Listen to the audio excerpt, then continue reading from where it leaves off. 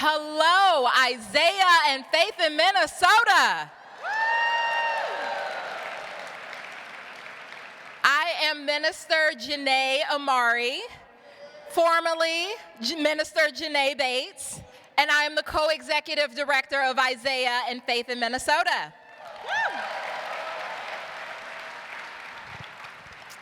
And I am Alexa Horwart, the co-director of Isaiah and Faith in Minnesota.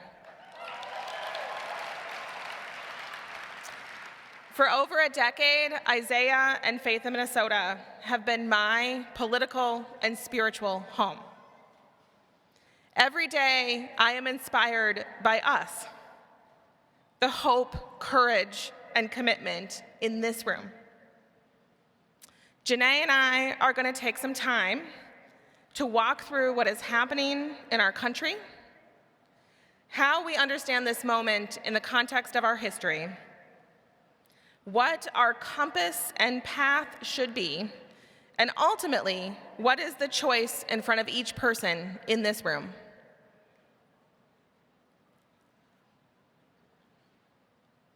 As we prepared to join together this week, down the street, masked federal agents are stopping Minnesotans on our streets and asking them for papers.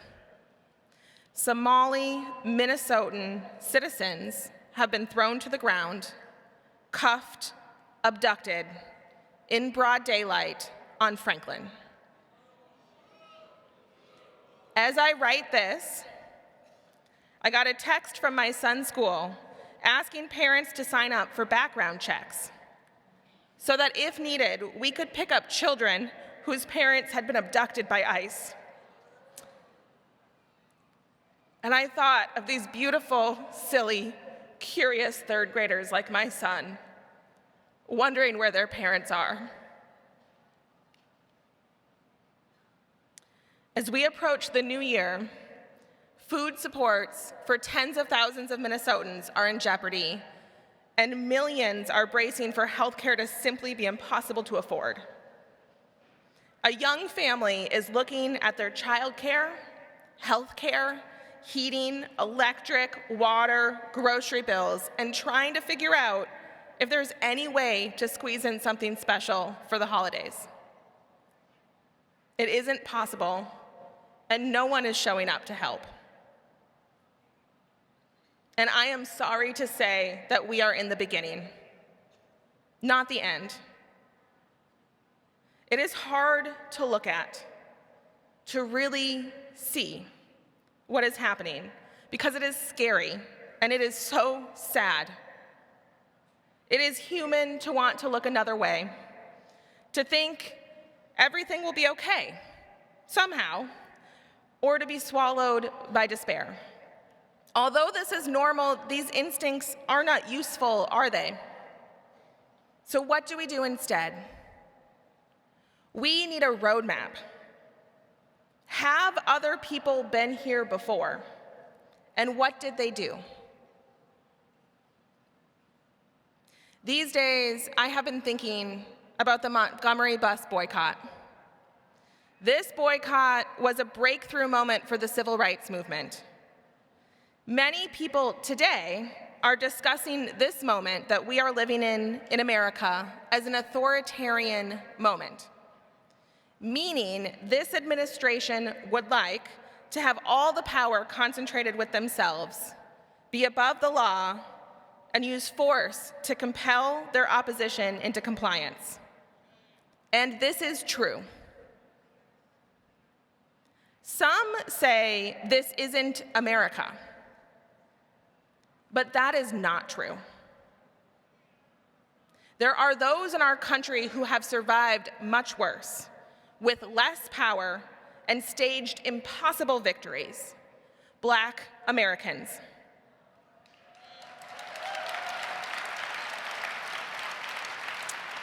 After the Civil War, Black Americans were freed, and for a few short years, Black and white people staged the Reconstruction. Black Americans went from slavery to forming schools, building public hospitals, winning elected office, and began to make a new nation. But it was short-lived, and the power of the plantation-owning classes returned to power and took everything away. Voice, vote, self-determination under a new regime called Jim Crow. Can you imagine the grief of that loss? But that is not the end of the story. With every part of the state and federal government against them, 80 years into an authoritarian regime of Jim Crow, in 1955, 50,000 people boycotted the Montgomery, Alabama bus system for 381 days.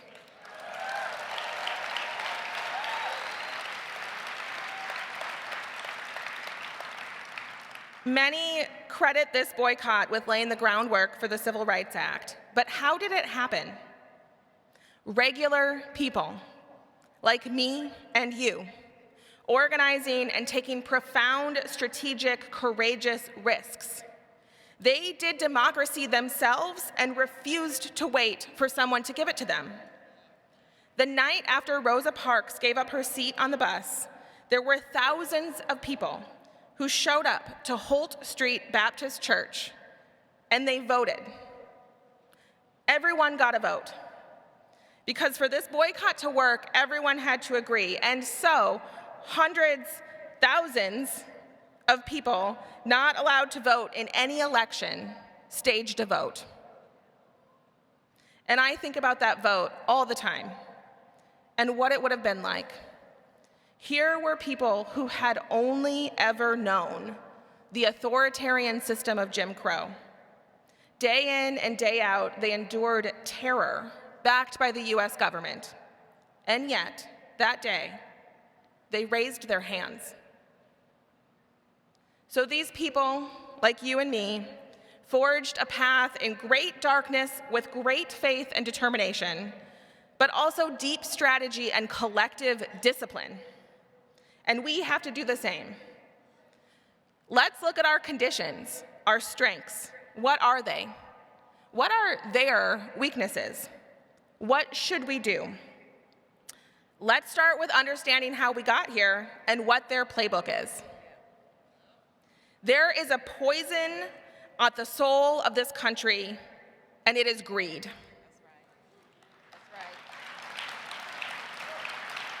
We are witnessing the outcome of a 50-year plan designed by corporate interests to consolidate power and accumulate more and more wealth at our expense. That plan was a direct, coordinated response to the expansion of rights during the Civil Rights Movement. This strategy has led to an amount of wealth inequality that is incompatible with democracy.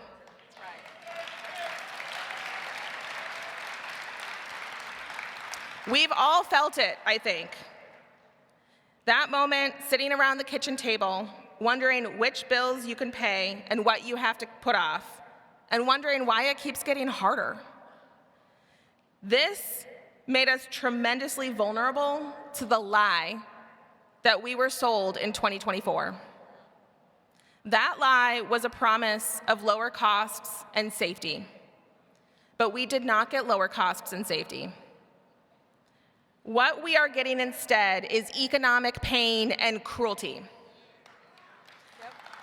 How many of you have heard of the big, beautiful bill? I want to break this down, so we're all very clear. This is not a beautiful bill. It is the big billionaire bill. It spends money on two things: a tax break for billionaires and a nearly exponential increase in funding for ICE. We are talking about $1 trillion to the top 1%, and $100 billion for the targeting, detention, and deportation of families and kids. And make no mistake, we are paying for this. It is our money. It is your money. It is a giant vacuum pulling money from your pockets and mine, from our local governments, our schools, our child care centers, our health care centers, Your grocery bills will be more expensive. Your health care will be more expensive. Your electricity bills will go up, and your schools and local governments will come to you to increase property taxes to try and staunch the pain. Every cent of this, of our money, is paying for Elon Musk and Jeff Bezos' tax bill and to fund the masked, untrained federal squads harassing us and our neighbors. We are paying for this. The contradiction between what was promised to Americans and what was delivered is huge. How can they survive such a great contradiction? Well, they have a plan, a playbook. Even they know that the contradiction is too big to hide. They need something else. They need a show, a distraction. So they put on a spectacle of cruelty. What we have paid to see is ICE, with impunity, storming neighborhoods, churches, childcare centers. Chicago, DC, and LA invaded with federal troops. Peaceful protesters being tear-gassed. The cruelty is not an accident, it is the strategy. It is meant to make us afraid. It is meant to keep us divided and distracted. But they are not invincible, and this is not inevitable. That's right.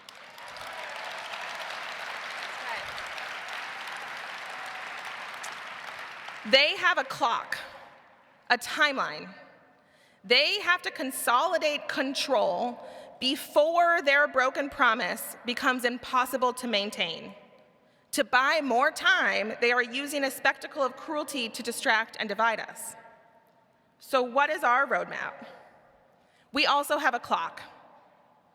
We have to make the contradiction between what was promised and what was delivered clear for everyone to see before they fully consolidate power.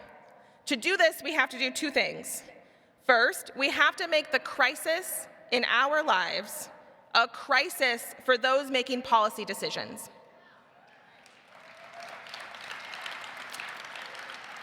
Everywhere decisions are made, with everyone who has the power to make them, we have to show up and demand action.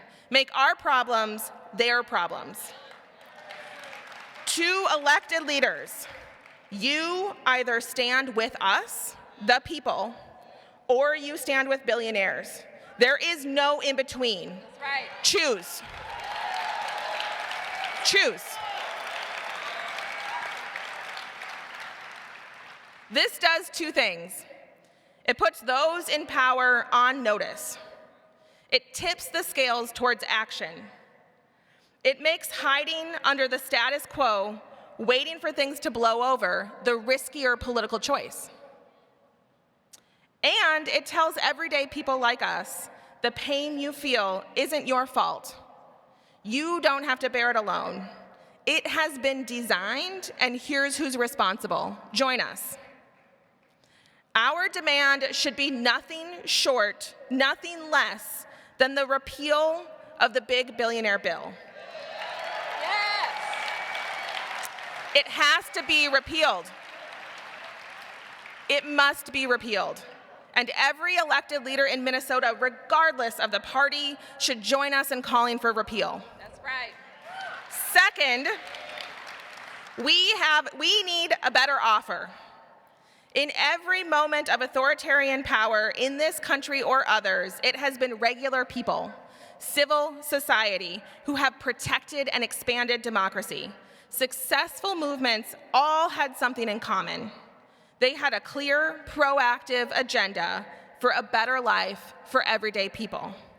It is a vision of what we deserve, not going back to what got us here. Our vision has to shift power from billionaires to us. It has to deliver a better life for all of us. For us, it is our people's agenda for affordability and dignity that we will ratify later today. Those in power are not going to be able to do this, to offer this. They are too enmeshed in the status quo. It's going to have to be us, and we are going to have to demand it. So we have two things to do: make the crisis in our lives a public crisis and demand action and cast a vision for a better offer for all of us.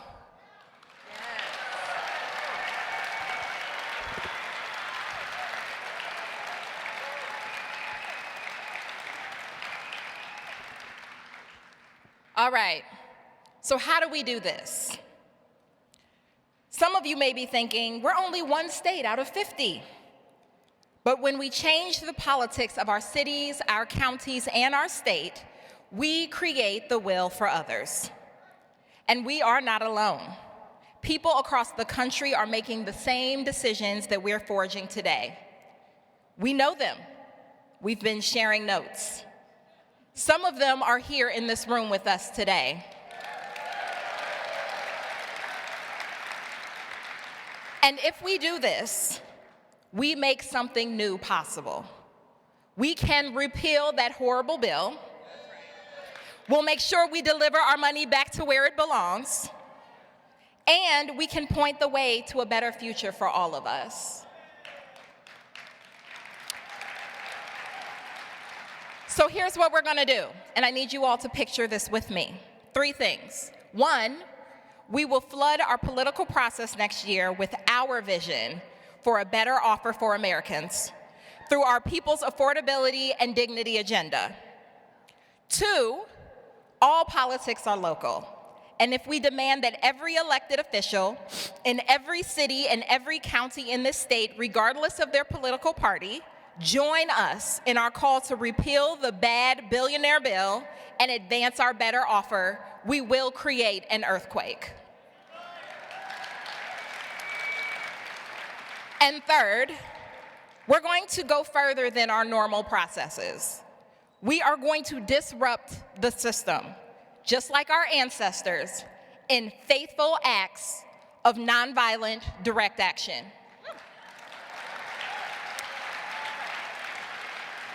So this may sound like a lot, and it should,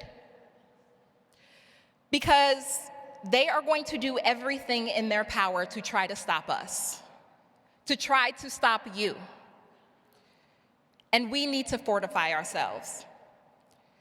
So I want you all to take out your candle, and I want you to light it. One light may flicker. Oh, y'all look amazing. 2 lights may glow. But when we come together, we make it so that every shadow has to retreat. Let me tell you all the truth plainly. What we are living through right now is not just bad policy. It is not just political difference. It is this spectacle of cruelty that is carefully crafted, deliberately staged, and paid for with our money. It is to keep us afraid and divided and convinced that nothing else is possible. It is designed to get us inside of us to push our buttons and make us believe lies about ourselves. But can I tell y'all the truth today? Y'all say, tell it. Here is what this spectacle of cruelty is designed to make us believe. 1, that other people, immigrants, the poor, Black folks, Muslims, rural families, anybody but billionaires are the cause of our economic pain. Number 2, that everything is out of control except for them. And then number 3, that danger is everywhere, and they are the only ones that can protect us. That is the formula of authoritarianism. It creates a crisis, exploits the fear, offers themselves as the solution, and then takes power. Then repeat. Somebody say, we see it. We see it. Well, here is the hard truth. This lie, it worked on a lot of us. Across race, across income, across religion, across geography. But why? Because it met a deeper lie that we already believed. A lie stitched into the fabric of this country from the very beginning. That if you're struggling, it's your fault. If you can't afford your groceries, you didn't work hard enough. If you're drowning in medical bills, you made bad choices.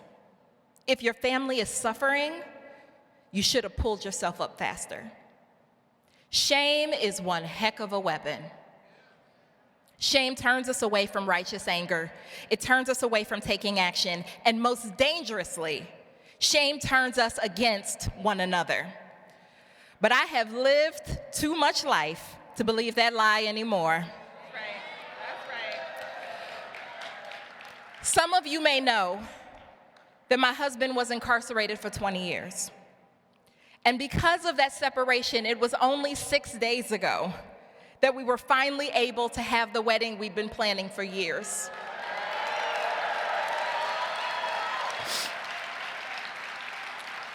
And according to the story of this country, that wedding was never supposed to happen. Our love was never supposed to survive. Our future was never supposed to be imagined. He spent 2 decades inside a system designed to break him, designed to teach him and us, all of us watching, a single lesson, that some people, maybe even most people, are not meant to flourish. That is the lie. That people marked by poverty and punishment and migration or race should accept smaller lives, quieter joy, limited futures, and now he is free. He is alive, he is loved, he is becoming, and every single day I wake up knowing that the same forces that criminalize blackness, that suffocate immigrants, that targets Muslims, that chokes wages, that steals health care, that punishes dissent, would gladly drag him back into a cage, hoping the rest of us celebrate that at worst, or that I stay silent at best, because our flourishing defies their story. So I got to make a choice. I either shrink and get quiet and we wrap ourselves in a private little cocoon, accepting less and hoping that nothing touches us, or I step into the public square with my whole chest, knowing that power is what protects us.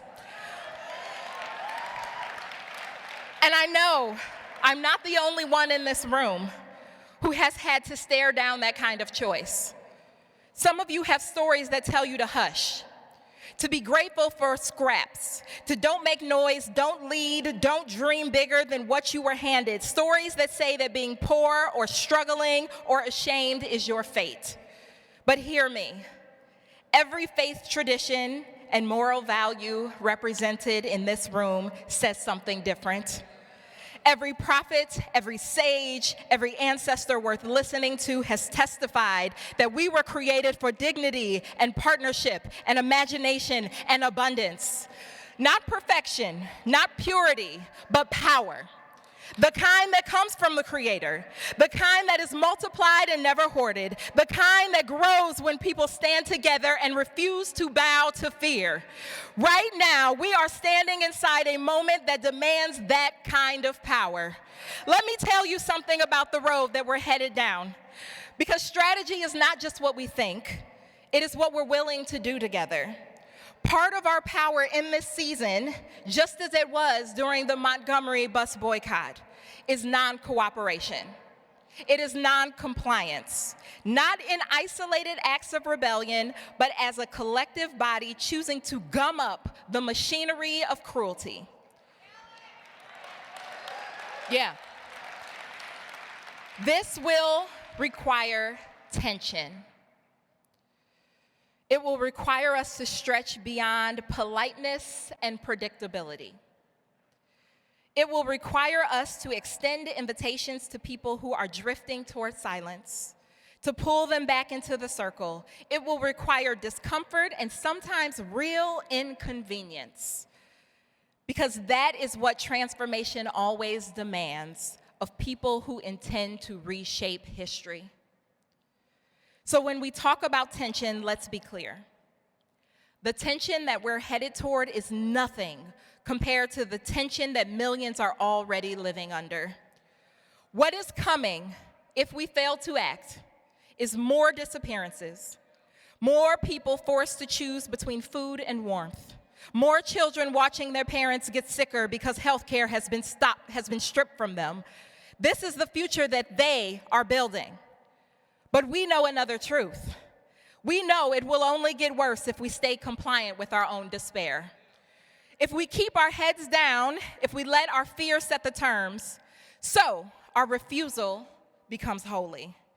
Our coordinated courage becomes the kind of spiritual discipline. Our shared no becomes the doorway to a much bigger yes. One that we haven't seen yet, but we can feel it rising under our feet. This is the discipline of people who expect to win. This is the posture of a community choosing dignity over ease, and this is how we will not only survive this moment, but how we will shift it. Now breathe with me, because this is a hard and hopeful truth at the same time. There are people in this country who have done harm, real harm. Some people voted for cruelty.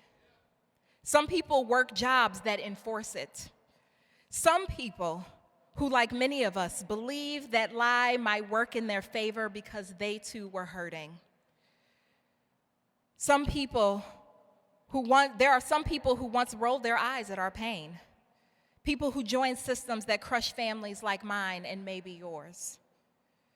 But there are some of those very same people in this state and in this country who want to choose differently this time.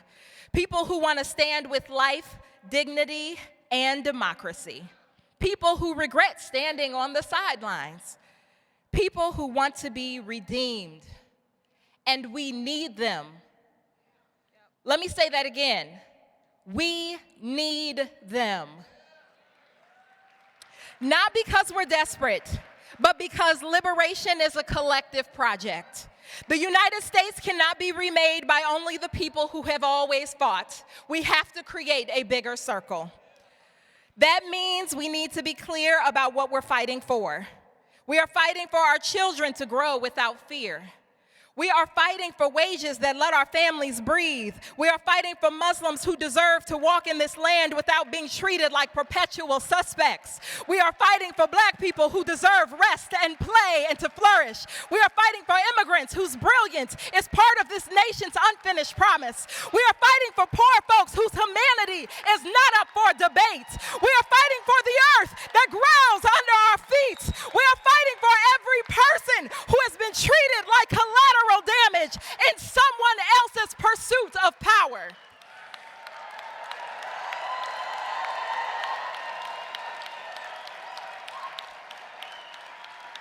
And yes, we are fighting for democracy, but not because democracy is sacred, but because the God-given dignity of people is. Democracy is simply the tool that lets us shape a future worthy of the children who are watching us. Today, I am inviting every single one of you into a choice. It's a moral choice, a spiritual choice, a human and political choice. Will you be an architect of the new America with us? We are the generation living at a hinge of history. We are the ones that get to decide whether cruelty prevails or community rises, whether hatred cements itself or hope cracks the concrete, whether our children inherit despair or possibility. This is our watch. This is our moment. This is our choice. And for those of us in a faith tradition, we know that God is not neutral in any of this. God is leaning towards justice, towards mercy, towards freedom, and calling us to lean in with him. So before you walk out of this sacred gathering, I want you to put your hand to your heart. Feel it beating. Feel the story inside of you. Feel the belovedness stitched into your bones and remember that you were not created for smallness, not for silence, not for fear. You were created for partnership. You were created to imagine a world that is not yet seen. You were created to put your shoulder to the work and your hope into motion. And together we will choose to shine our lights. We, this multi-faith, multi-racial, statewide we are called to be a light in the storm. And so I need somebody, 1, 2, 12 people to say with me, we are the light. Amen.